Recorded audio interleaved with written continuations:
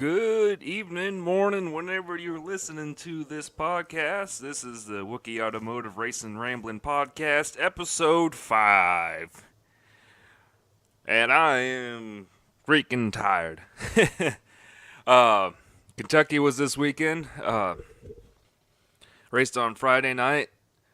Did alright. Had a halfway decent run. Should have finished top 25. And then about 20 to go. Or about 30 to go, we started having problems with, he was complaining about, drive off, felt like the clutch was slipping, and then about 20 to go, it completely blew out, and yeah, still finished 31st, but the fact that the two cars were racing for points finished ahead of them, so, yeah. Next coming up is, New Hampshire, so Chad's a pretty good little short track driver, so hopefully New Hampshire plays into our favor. But yeah, it's Kentucky. What can be said about Kentucky? Why am I so tired? Well, I pulled an all-nighter Friday night, get one of the trucks back to North Carolina. Took a couple-hour nap in Knoxville.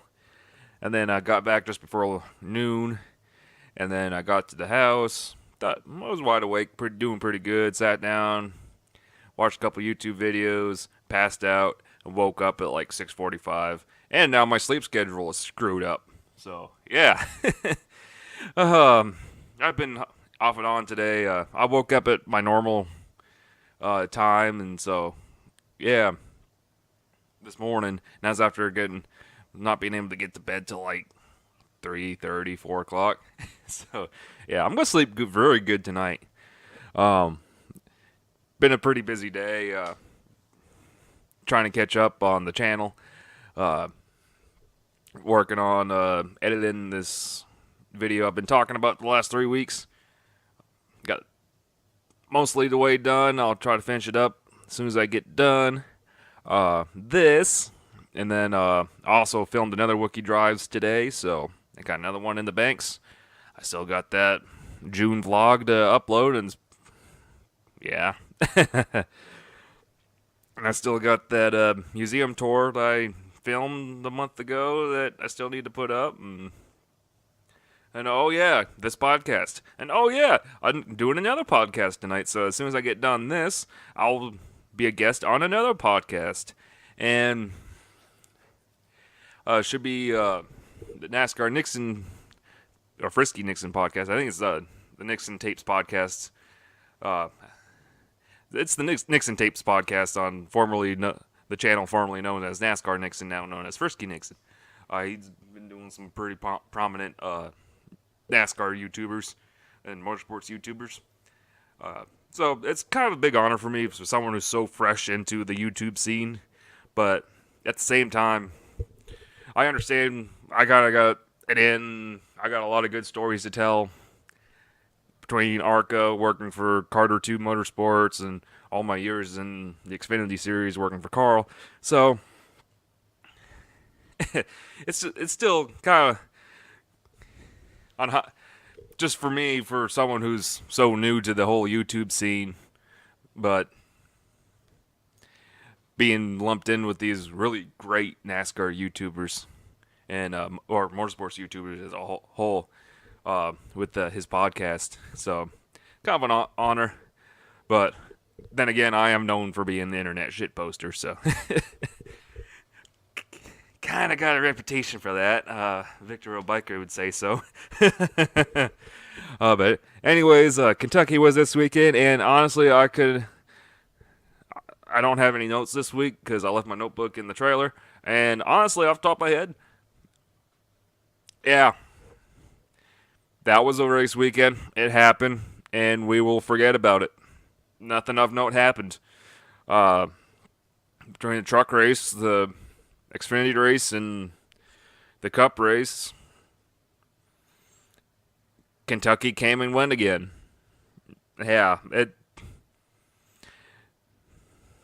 Yeah, there was a little bit of hope after the amazing, out of the blue, pulled it out of our ass race that we had at Chicago for the Cup race, but then again, that race was held in, it was like 105 degrees ambient temperature, 150, 60 degrees inside the cars, and fucking 180 degree track temperatures. Fucking cars were slipping and sliding everywhere. It was fantastic to watch. We ran this race, all the races ran at night, and with new asphalt. And keep in mind, Chicago is also a very bumpy track with Asian asphalt. It's like 18 years old, something like that. But Kentucky, they just reconfigured it a second time, and yeah, Kentucky is the one track you can take it up, and I've been a huge opponent of it for the last few years, but it's the one track you can take off the Cup schedule, and I would not be offended. Like, for me, there's an argument for all the other tracks. But Kentucky,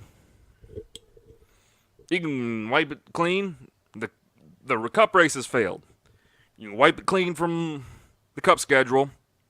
You don't even have to give it to another track. But if you do, it better be damn Iowa or even a road course. But I wouldn't be offended if you got rid of Kentucky. And I know the Wookie, Bruton Smith has invested millions of dollars to rebuild the turns and pave it and blah, blah, blah. And guess what? The racing's crap. Guess what? They still can't fill the stands. Guess what? People are still pissed about 2011. And the track's never has, never will be able to recover from that. They done pissed off the fucking locals. That was a place that used to pack truck and ARCA races, or truck and Xfinity races and IndyCar races. Or, of course, that was during the boom era. But then, yeah, they went ahead and granted it. Bruton Smith bought it, and they granted it a Cup race. And then, oh, yeah, we didn't do anything to the highway. We didn't do anything to the one road going to the track. Guess what? Thousands of people couldn't even get off the highway and sat there for hours until after the race, never even got off the highway. And I know there's people very miffed about it. I've been told stories about there's people that never got refunds for that weekend. So the whole region kind of got pissed off, and the track hasn't been able to recover ever since. And they've lost IndyCar since, which was a damn shame because IndyCar put on a great show there. Kentucky and Chicago always put on amazing races there. Yeah, they were a little bit manufactured, but you know what? They were great races. But the IZOD IndyCar World Championships happened, and we'll probably never see that again. Although there is hope that Miami will be back on the IndyCar schedule, which is 7 years after that event. The fact that we're even considering adding a second intermediate track to the IndyCar schedule is freaking amazing. So, but yeah, what are my other gripes about Kentucky? Oh yeah, Sparta, Kentucky is in the middle of nowhere. Yeah, you're 45 minutes from Cincinnati and probably a little hour away from Louisville, but when the only things you got in that town is a Love's Travel Center, a gas station, a hotel, a Howard Johnson or something like that, like a middle tier hotel, and a freaking strip club that's for sale. Yeah, it doesn't really scream racing hub. It's in the boonies. And then never fails. This year was different. We were in a heat wave, and we didn't have any rain. But usually it always rains because you're in the mountains and the hills and stuff, all that. The infield floods. The parking outside the track is all gravel. Or crushed rock or gravel, but guess what? It turns into soup every time it rains. The infield is nothing outside the garage area. It's nothing but asphalt. You like most tracks, they got you got your little access roads everywhere, and maybe infield road courses and stuff like that. But there's grass in between it all. So the infield campers, you're camping on grass, and it's a good experience. Kentucky's just asphalt. The entire infield's asphalt, and it just doesn't look good. And honestly, on a weekend like this, when it's like mid 90s, honestly, I can see it being pretty miserable, being camped out all weekend long. But excuse me, as I snort and burp. But yeah, I'm not a fan of Kentucky. I was before 2011 happened, and then 2011 happened, and I actually got tickets to that race, but I didn't go, and I think it kind of worked out in the end. I actually got tickets to go to the 2012 race too, but then I didn't go. But yeah, I ended up going to New Jersey Motorsports Park instead, and yeah, that was a miserable experience because it was like 105 degrees. A supercell came through and wiped out power from Ohio all the way to New Jersey. And so we had no power, no AC, nothing at the hotel. It was just a miserable, miserable weekend. And nothing the track could have done, but it was just, oh my God. That was a miserable weekend. But anyways, I'm trying to think. I think that was my first weekend with Roger over at Carter 2. And but yeah, that was not fun. But anyways, back to Kentucky, wipe it off the schedule. I could care less. So what happened this weekend? Truck race. Myatt Snyder wrecked in qualifying. Track was slick. Yeah, they're doing the tire dragging bull crap again, and I don't think it really changed anything. It was still seemed like a single lane track, except for when Kyle Larson went up and made a show of it. But he's Kyle Larson. He's a different animal.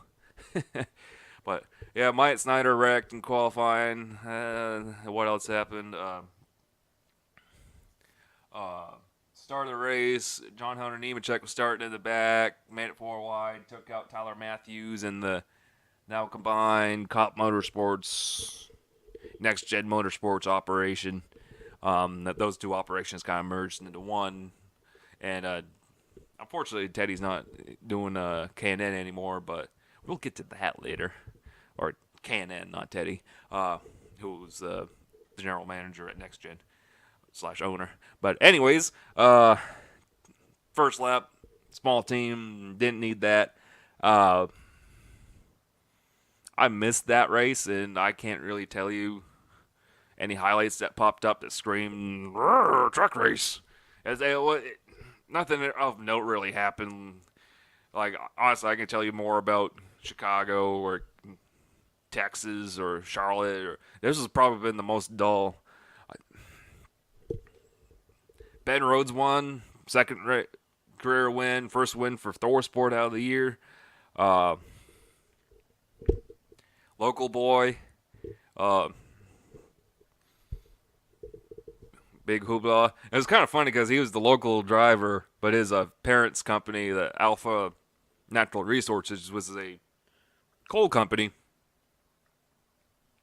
They weren't on the car or on the truck, so. I got a kick out of that. The local boy won, but his family's company wasn't even on the truck. But anyways, what else happened? Johnny Sauter finished 16th, like his worst finish since like Martinsville or something like that. So that was kind of surprised, but he still has like a 3-race lead. Yeah, Kentucky happened. This week is Eldora. Freaking bring it. we need a barn. We need something different after this weekend. Xfinity. It looked like it was probably the most the Xfinity was probably the most interesting race of the weekend. It looked like it was gonna be a Kyle Busch stomp fest, and it kind of was. but strategy and such didn't go his way, and a regular, although a regular, his teammate and young protege, his latest protege, Christopher Bell, won. So still real nice to see a regular win and outduel the Cuppers, especially Kyle Busch. And yeah, Kyle hasn't really had the best season this year in Xfinity, and their now limited schedule he's allowed to run. Like, remember freaking Charlotte? He freaking took himself out, and man, that was a good laugh. But anyways, yeah, the first two segments were clean and green. Nothing really of note happened. And then the third segment happened, and it just turned into a wreck fest, it seemed. Rookie Blake Jones got turned by Josh Williams. He went for a loop-de-loop. Brandon Jones on that ensuing race to start in the Joe Gibbs car, running well in the top 10. Got taken out by John Hunter Nemechek. Nemechek was, I don't know, terror this weekend. But, yeah, KO'd his splitter bar, hit the inside wall. I think he was done. I think he ended up parking it.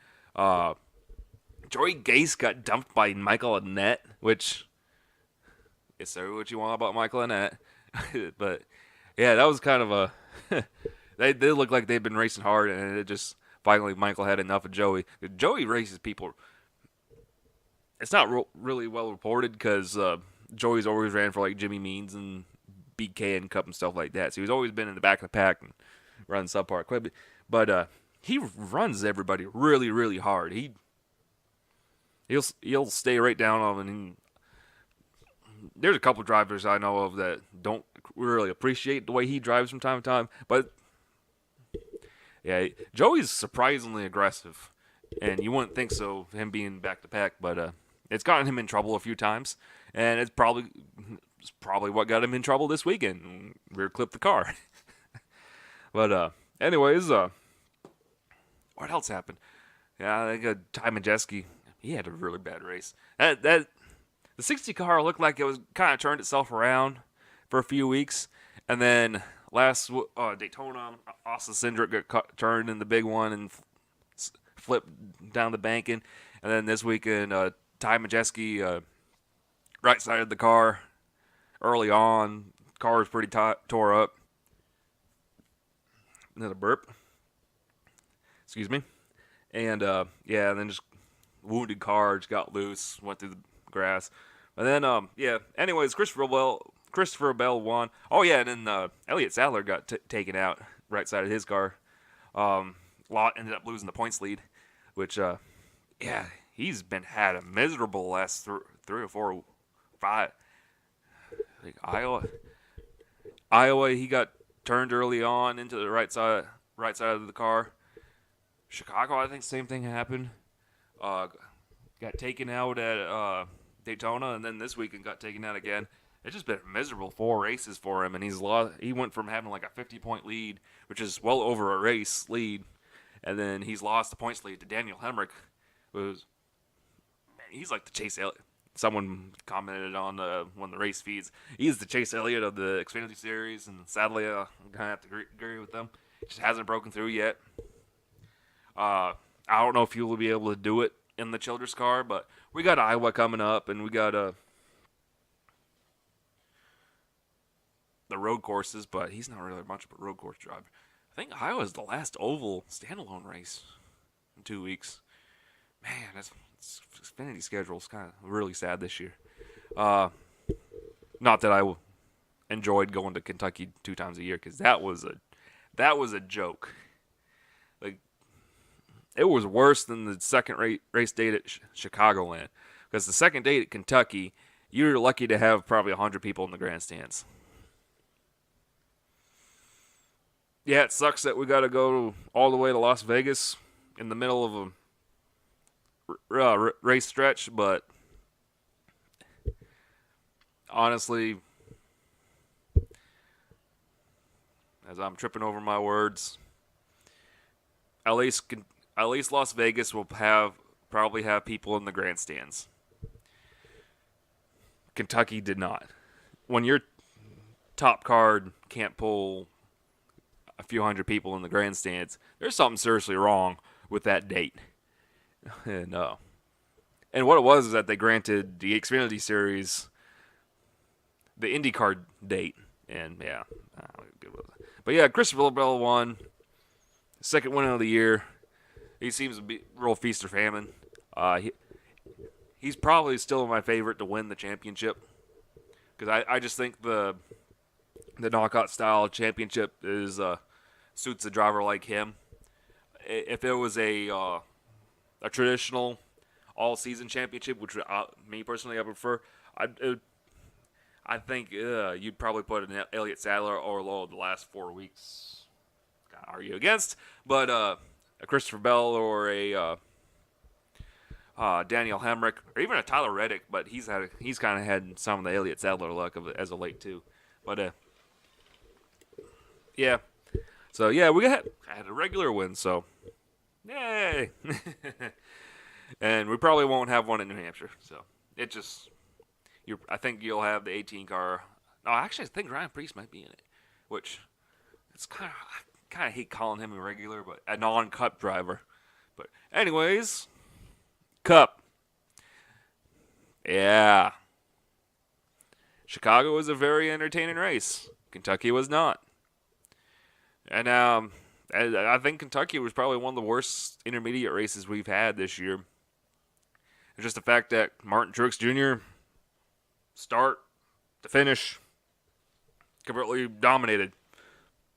Yeah, Brad Keselowski got ahead for a few laps due to pit strategy. Had nothing for Martin. Yeah, Kurt Busch got the lead through pit strategy. Had nothing for Martin Truex. Yeah, it was another Martin Truex smackdown that you'll see probably a couple times. We've been seeing the last few years. Or he just the 78 crew is just above and beyond everybody else. And really kind of made a point that he's probably a favorite, making his claim that, hey, 2017 wasn't a fluke. I'm going to go win me a second championship. And, yeah, that would be a good story. I also wouldn't mind Harvick winning the championship. I've always kind of rooted for him anyways, but I think he'd be my other pick. Kyle Busch is Kyle Busch. He'd be my lowest of the three, but I still think if he won the championship, he would be well-deserved because him, Harvick, and Truex are by far and beyond better than anybody else right now, or anybody else this season. And yeah, Boyer has a couple wins, and yeah, Joey Logano's been pretty consistent, but if one of those three don't win, yeah, it just gonna to me show more flaws in this knockout championship. It's like, oh yay, screw awarding, and yeah, I understand that the chase or the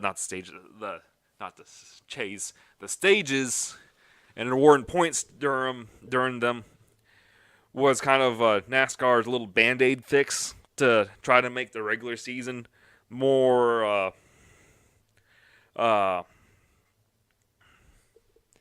worth something. But F it. Just F it. Frick it all. I don't want to straight up drop an F-bomb because, oh yeah, big news this week. The podcast is now on iTunes. Yay! I got a very minuscule listener base right now, but I got a clean clean lyrics tag with my iTunes for the podcast. So I'm gonna try to keep it a little clean, but I'll probably go in and have them put language warning on there just because so I can just be unfiltered. But anyways, yeah, that was kind of the big news I had for the channel last week. I should have gotten into, but yeah, as you can often tell, I'm just rambling off the top of my head. I usually have a notebook and I just kind of sit down and kind of record all what happened to all the races this weekend and try to hit all the topics, but I'm just rambling. This is truly the Bluegrass Ramblin podcast right now. But yeah, so Kentucky was a bore. Wipe it off the schedule. I don't care. That's really all I gotta say about it. It was a boring race. And the Xfinity Series is the most interesting race of the weekend. There's probably something wrong.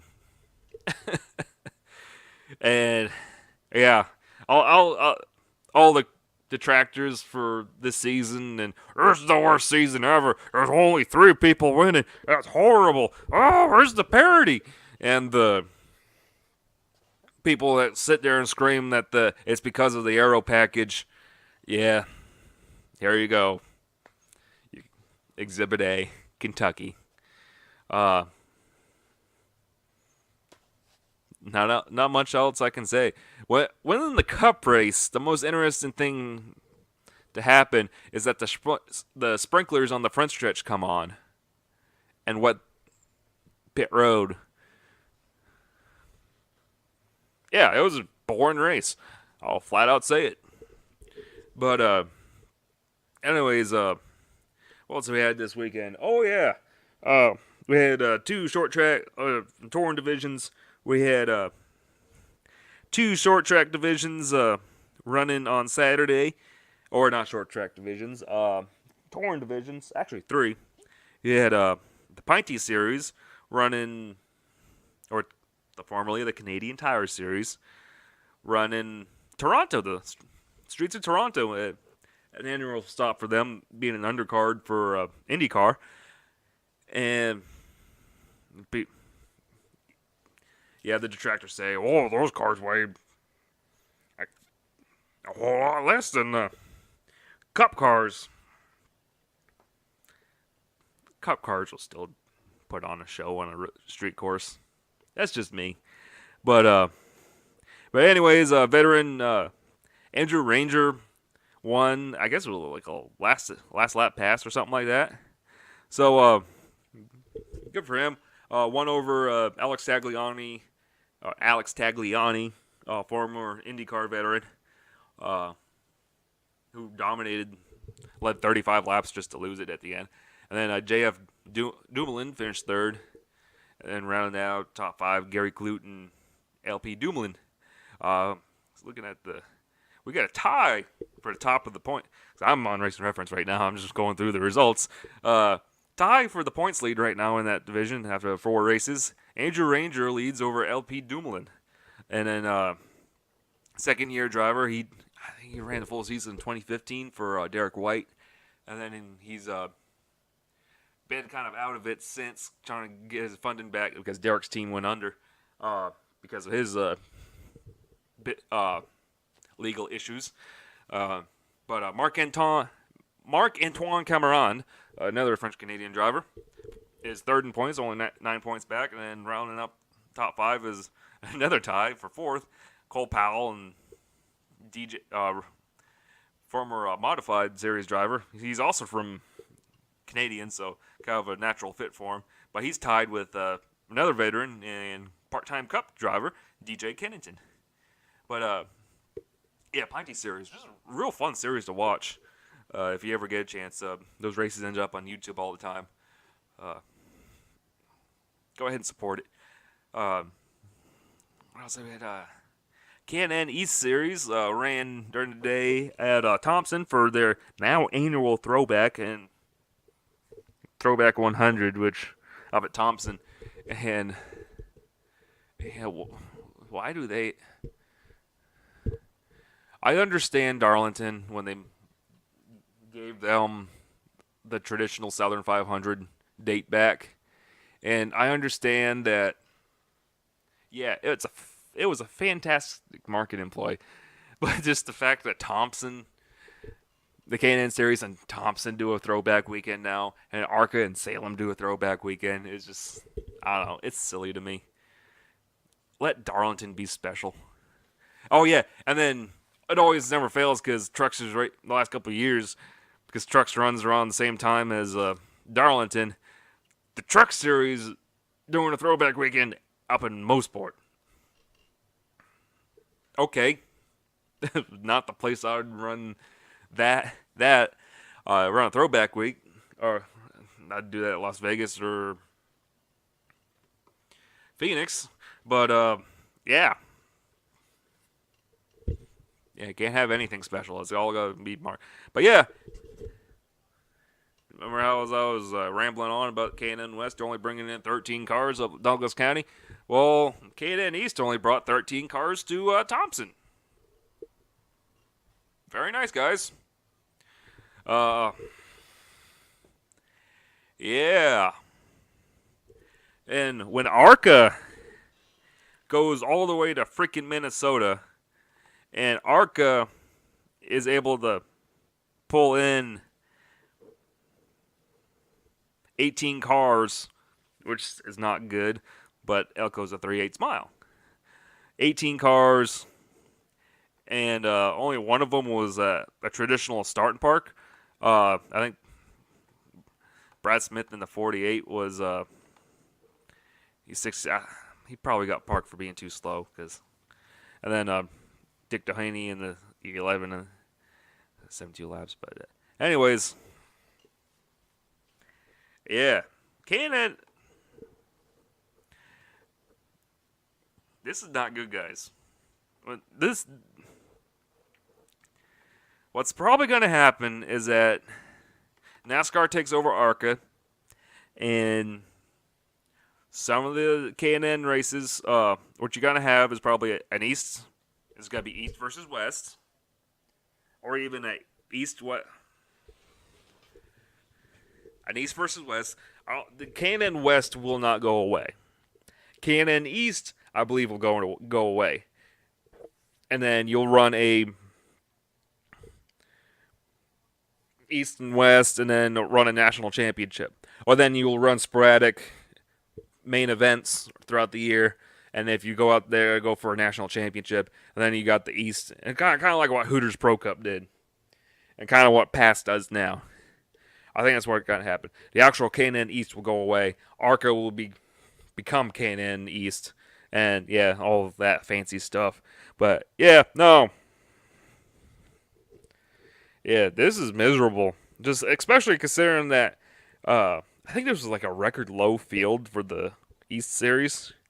And just especially at a traditional track for the series like Thompson, it's like, oh my god, guys, what are we doing? What are we doing? This is no. Oh. Let's see, where are they racing next? They're doing New Hampshire. Yeah. And they'll probably bring in a little bit of field because that's a good paying race because it's an undercard for Cup or the Cup in Xfinity. But yeah, that's just miserable talking about that. Oh yeah, Tyler Ankrum won. Yay! And then speaking of ARCA went up all the way to Elko, Minnesota for the Sioux Chief Power Pex 250 up at Elko, Minnesota. Little 3/8 mile oval, about 30 minutes south of St. Paul. Always puts on a good show. I went there once in my ARCA days, and I didn't really enjoy the drive. That was a long drive. I think it's like a 21-hour drive from North Carolina. Well, I was up in Ohio at the time. That was still a 16-hour drive because basically you drive to Wisconsin and then you got another 8 hours.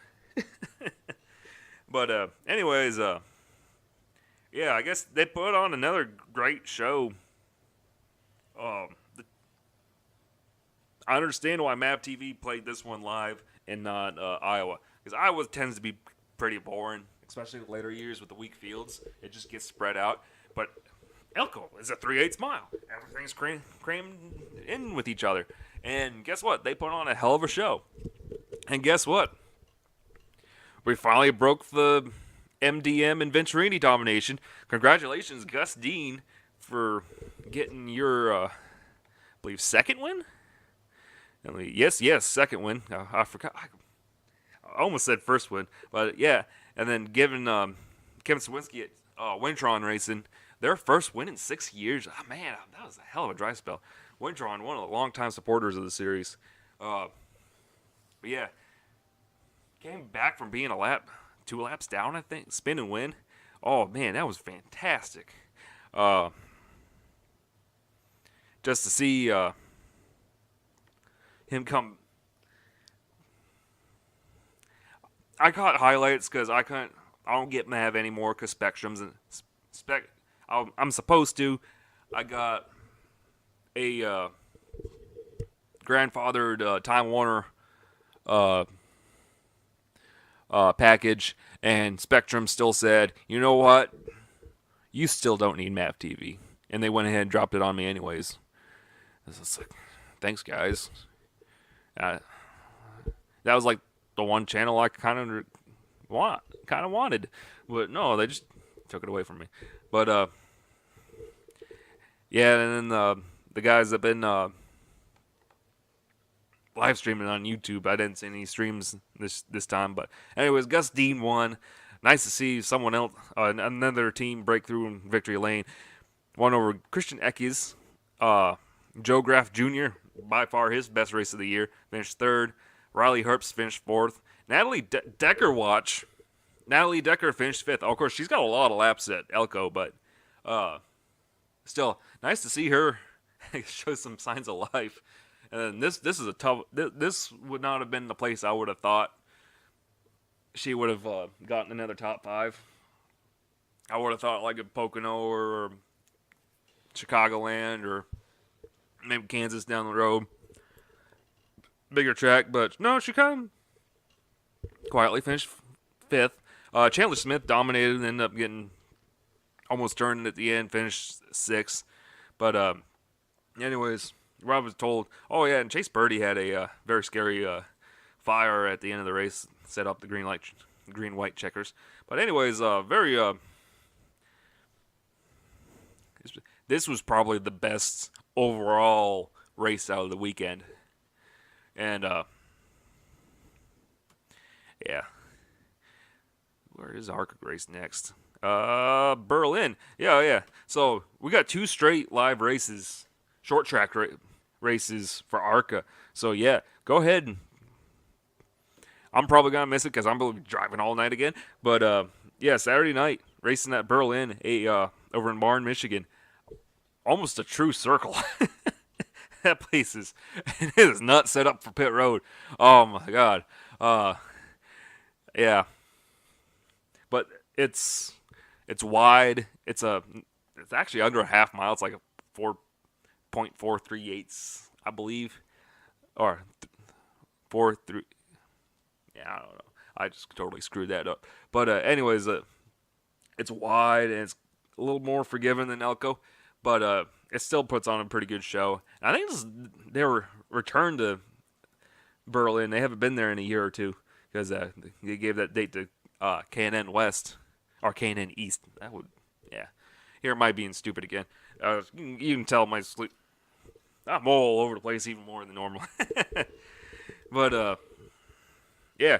Oh, also, before I forget, had a scary, scary crash in Toronto with the Star Mazda series. Yeah, his cat, first lap, going in turn 3, I believe, hit 5 cars and took flight.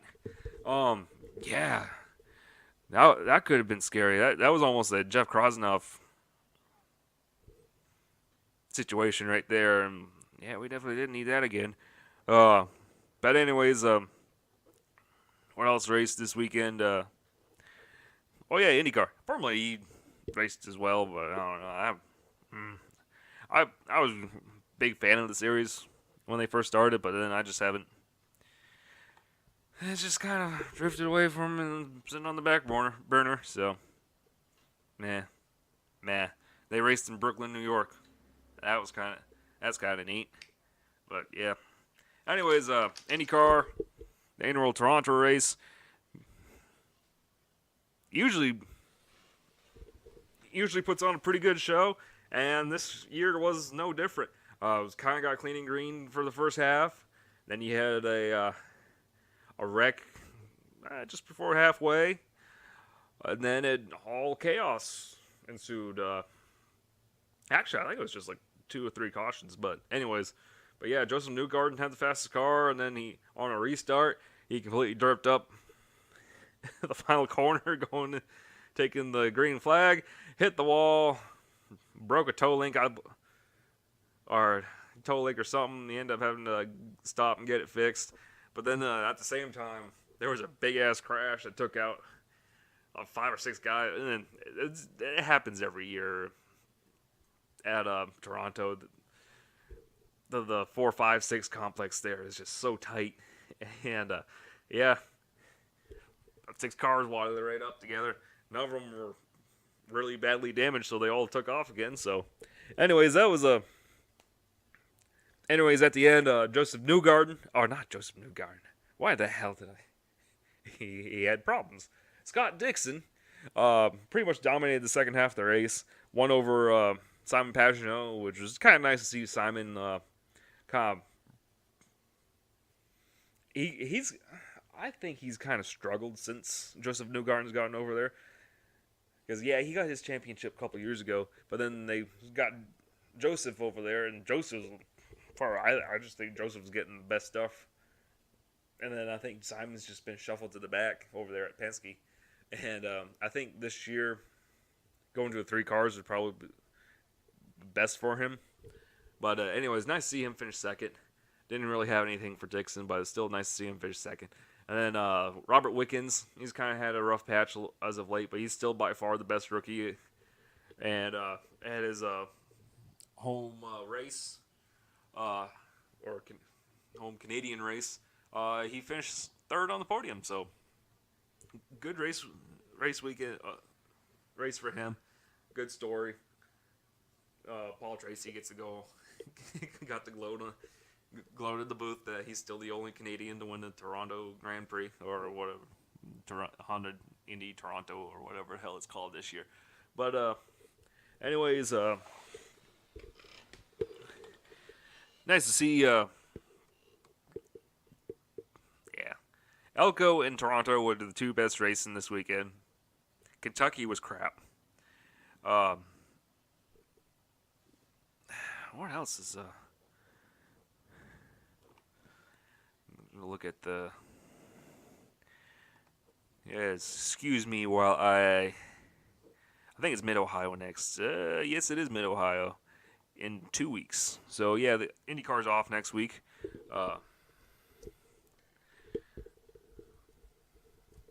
But they get into the nitty-gritty of their championship pretty soon. So what do we got coming up next on the docket? Next week is New Hampshire. But even before we get to that, Trucks is at Eldora Wednesday night for their annual Dirt Derby, Mud Summer Classic, whatever you want to call it. Eldora. It's become its own event. It's always been one of the most highly rated races of the year for the Truck Series. It's been something that they look forward to. It's definitely something you take a truck to get thrown away. Because you know that you're going to have to hang a body on it when you're done. Yeah. And honestly, I believe if they're going to have Eldora, they should probably have a second dirt race just so you can... I don't like that you got to build a special truck or car for one race to go do that, and that's my problems with Eldora and Mosport right now, because they're the only dirt and road course races on the truck schedule. And once again, it's the same deal next year, because we got the truck schedule and still got the same problems we got now. But yeah, Knoxville's been kind of knocking on the door, wanting has expressed interest in a truck date. It'd be 2020 at the earliest. But and there's some really good tracks that want to make pushes for truck dates. Nashville, the old Fairgrounds track at Nashville, that would be a fantastic race. Memphis wants back. That'd be a fantastic race. Unfortunately, we're going to have to wait to 2020 and probably cutting some nitty gritty out of the truck schedule. But still, yeah, give the trucks the best trucks schedules there was late 90s, I believe, because it was just truly its own thing. It was, yeah, you had your occasional New Hampshire, Martinsville, and Bristol, but it was a fantastic array of short tracks and road courses across the country, and it was truly something special. And yeah, it slowly had to evolve to be a not quite as bad, not nearly as bad as what the Xfinity Series is, but just the companion races, just to keep the series alive. But I still feel the trucks need to break away from that a little bit. But I think the trucks have a better shot at surviving than the Xfinity Series. That's just me. But anyways, Eldora Wednesday night, and then Saturday, Sunday, you got Xfinity Series racing at New Hampshire, and then you got the Cup Series racing at New Hampshire on Sunday. Where Foxwoods, I think that's a pretty cool, being a little New England boy, always seeing those Foxwoods casino commercials on WABI TV5 up in Maine. So yeah, it's kind of neat seeing a kind of a local area sponsor on the race once again. What else do we got on the docket?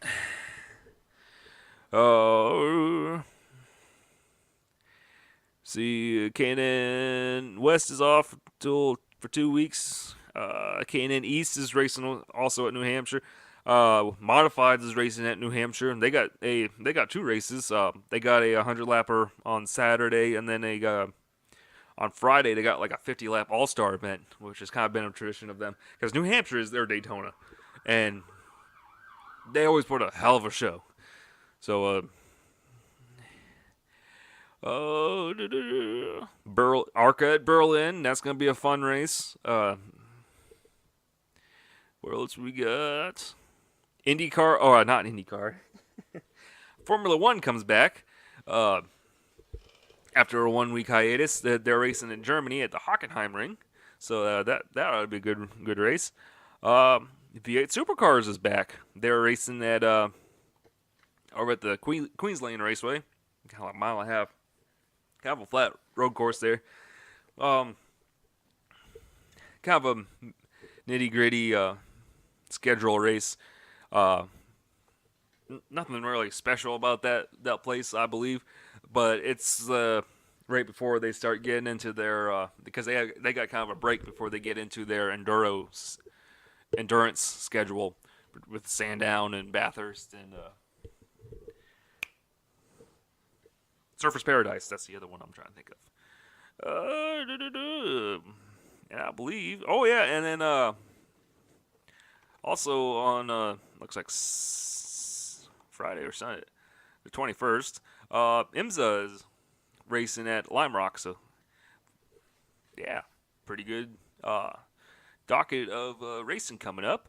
I'm going to get off. I'm going to try to knock out that Wookie Drives episode I've been complaining about for the last 3 weeks. It's almost done. And then I've got to do a second podcast later tonight, guesting on NASCAR Nixon's, or the Nixon Tapes podcast. Check it out on Frisky Nixon's YouTube page.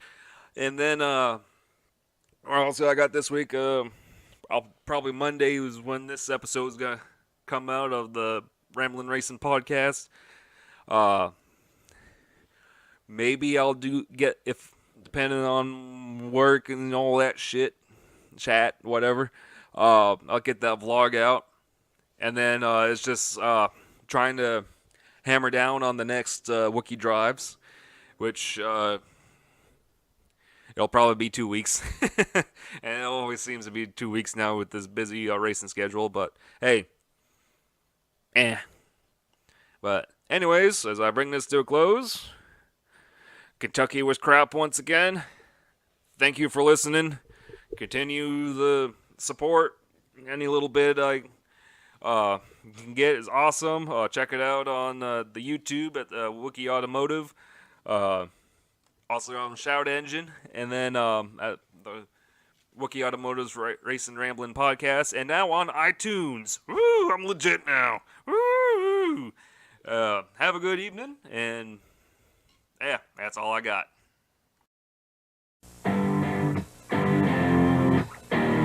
Can you relate to good looks? Can you relate to anti-lock brakes and a driver's side airbag? How about a new engine with variable valve timing? The new Civic EX sedan from Honda. A luxury car you can relate to.